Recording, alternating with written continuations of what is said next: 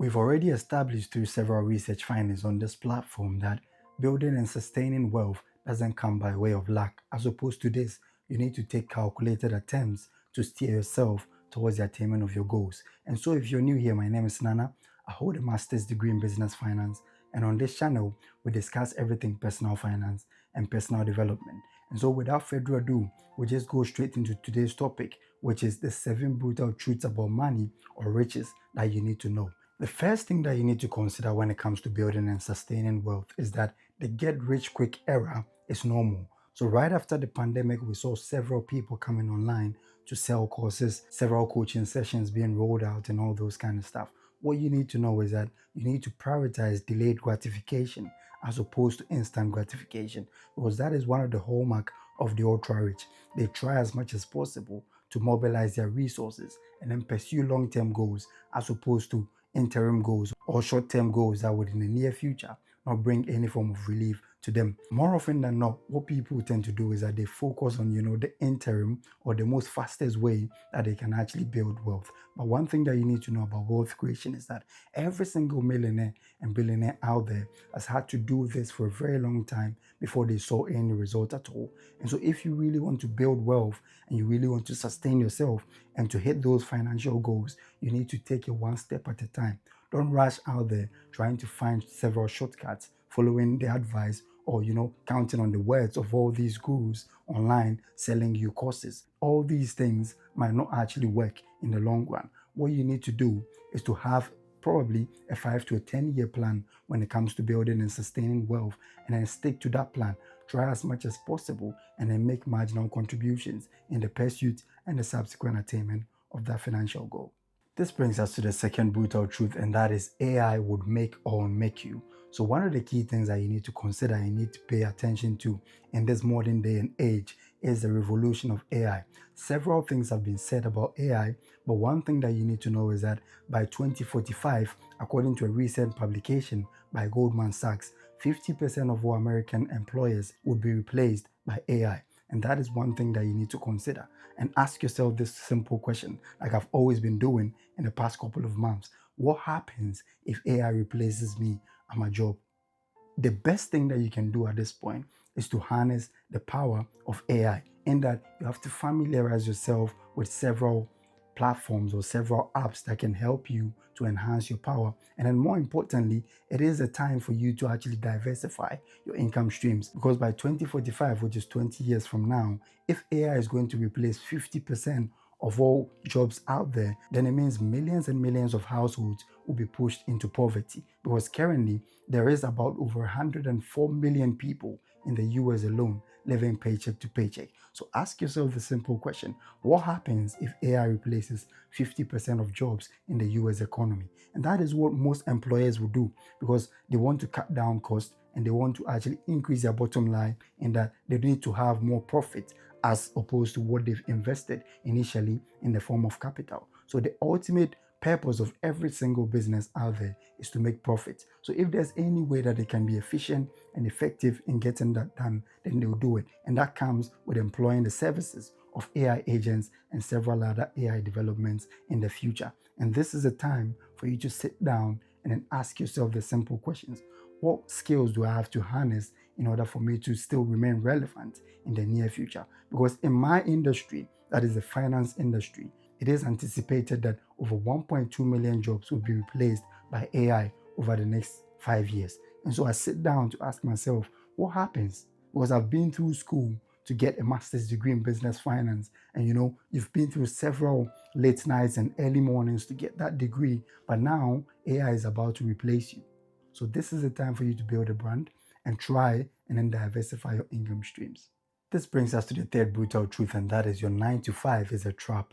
So what you need to consider is that the average multi-millionaire has at least 7 streams of income. There are millions of people out there who feel extremely comfortable by just having one paycheck coming in at the end of the month. And that is fine. But just like I've stated earlier, there is about 60% of all working Americans who live paycheck to paycheck. And as a result of that, they don't have anything left to invest or to save at the end of the month. And so what you need to consider at this point is that your job might not necessarily make you rich. That is not to say that there are several jobs out there that wouldn't help you to build wealth. But of course, with the evolution of AI, like we've stated earlier, it makes it extremely difficult and extremely risky for you to just stay expecting the paycheck to come in to sustain you and your family at the end of the month in the near future. And that is why at this point, it is critical for you to find ways and means of making money out of your 9 to 5. This brings us to the fourth brutal truth, and that is loneliness is a part of the game. So if you set out to achieve any goal, there's one thing that you need to know, that you may probably have to cut several ties or just form a new alliance in the pursuit of your goal. One of the key reasons why people tend to be successful and then others are not successful, according to Napoleon Hill, is simply because several successful people build what is known as a mastermind alliance, in that they form several groups or they surround themselves with people that ensures that they stay motivated, and more importantly, they pursue their goals irrespective of whatever challenges that may come their way. And so this is what you need to know. When it comes to building wealth, it isn't easy, but more often than not, most people tend to be successful simply because they know who to go to for advice, and more importantly, they know people that they've got to partner with or surround themselves with in order to subsequently see the realization of that goal. Someone, for instance, like Warren Buffett, was lucky enough to find Charlie Munger, his longtime partner, and then they were able to build a conglomerate like Berkshire Hathaway. And so one thing that you need to know is that it isn't easy pursuing that goal, and that it will come at an expense. And so one of the key things that you need to consider is to have the courage to cut people off, of course, if they are not in line or their actions and inactions will stop you from the pursuit and the subsequent attainment of that financial goal. This brings us to the fifth brutal truth, and that is to monetize your knowledge. So one of the key ways for you to build wealth is to monetize your knowledge, and that is not easy. It comes in the form of you having to write books, or probably even starting a YouTube channel just to share your experiences, your skills, or any other thing that might be necessary for people to actually go about their lives easily. It can even be in the form of entertainment, but that is one thing that you need to do, because these are the key things that you need to consider in order to diversify your income streams and to build wealth. And so there are several people out there at this point who feel like they don't have anything to offer. But trust me when I tell you that your experiences, the skills that you've actually gained, even from your 9 to 5, is enough for you to actually get monetized and then actually ensure that you have diversified streams of income to secure yourself in the near future. This brings us to the sixth brutal truth, and that is taxes would crush you. So one of the key things that the ultra rich tend to do is that they shy away from taxes legally.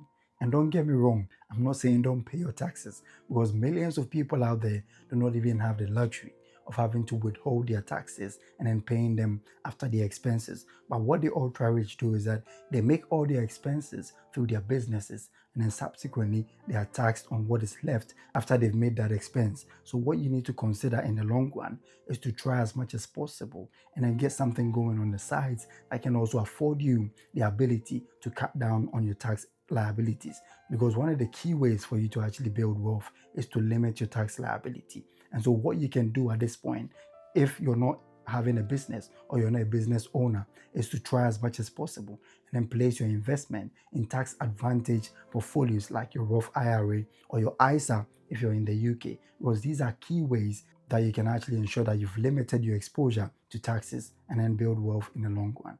This brings us to the seventh and the last brutal truth of becoming rich, and that is becoming rich doesn't actually change you.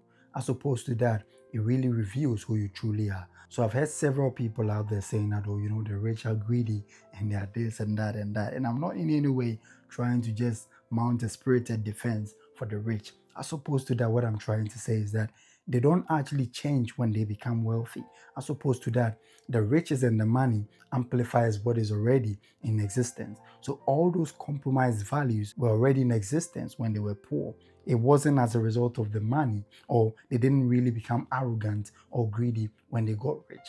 What you need to do is that you need to try as much as possible and then check your values as it stands now. That is, of course, before you even reach that multi-millionaire or the billionaire status. There are several people out there that I admire so much. Of course, my role model, Warren Buffett, is giving over 62 billion US dollars to philanthropy. And that tells you that, as opposed to all those rich and greedy people out there who are self-centered, there's still some along the line, but there are still several people out there who also really give, and they are actually aligned with good values. And so it's not just by way of you becoming rich, and that also steers you automatically into arrogance and greediness and all the bad values out there. What you need to know is that there are some poor people that have got bad values, as much as there are some rich people who have also got bad values. And so riches wouldn't necessarily make you assume any state or any position of having to have several bad values. And that is one thing that you need to consider. And that would help you to steer yourself and ensure that you've got the right desire to pursue your financial goals. Thank you for spending time with us, and see you in the next video.